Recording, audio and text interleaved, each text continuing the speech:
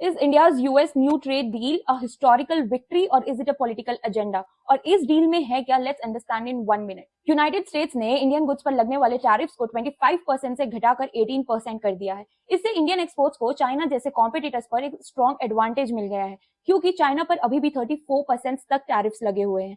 US president Donald Trump ने prime minister Narendra Modi के साथ एक कॉल कॉन्वर्सेशन के बाद ट्वीट किया कि this deal is final and this deal is based on friendship and respect.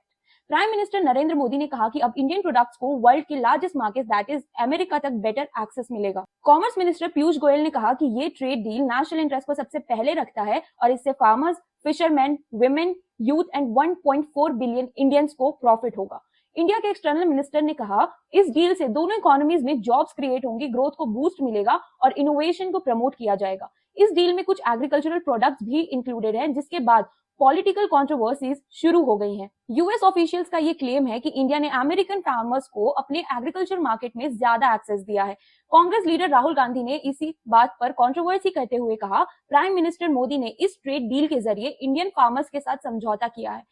इसी बात पर डीएमके के एक मेंबर ऑफ पार्लियामेंट ने सवाल उठाया कि क्या इस एग्रीमेंट में इंडियन फार्मर्स को सच में प्रोटेक्ट किया गया है या नहीं। कॉमर्स मिनिस्टर पीयूष गोयल ने इन सभी ब्लेम्स का रिप्लाई करते हुए पॉजिटिवली ये कहा, इंडिया यूएस ट्रेड डील के अंदर डेयरी और एग्रीकल्चर सेक्टर्स को पूरी तरीके से प्रोटेक्ट किया गया है। ये एग्रीमेंट नेशनल इंटरेस्ट को सबसे पहले रखता है और इससे फार्मर्स का भी फायदा होगा। उन्होंने ये भी कहा है कि ये डील इंडिया के कंपीटिंग नेबर्स के मुकाबले ज्यादा बेहतर है। एक्सपर्ट्स का कहना है कि ये डील इंडियन रुपीस को बूस्ट करेगी, मार्केट कॉन्फिडेंस को इंप्रूव करेगी और फार्मास्यूटिकल्स, आईटी सर्विसेज और टेक्सटाइल जैसे सेक्टर्स को फायदा पहुंचाएगी।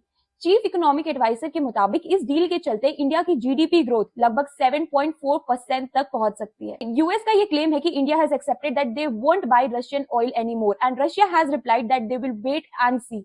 व्हाइट हाउस ने इसे एक हिस्टोरिक विक्ट्री बताया है एंड यूएस लॉ मेकर्स ने इसे एक इंडिया यूएस की रिलेशन का रीसेट बोला है। ये सिर्फ एक ट्रेड डील नहीं है, ये इंडिया की ग्लोबल पोजीशन में एक स्ट्रैटेजिक शिफ्ट है। क्या रिसेंट ईयर्स में ये इंडिया की सबसे बड़ी ट्रेड विन है या नहीं? Comment down your views on this new trade agreement between India and US. And for more updates on this case, please follow Fact Files India because we bring you the real stories which are fact-based in real time.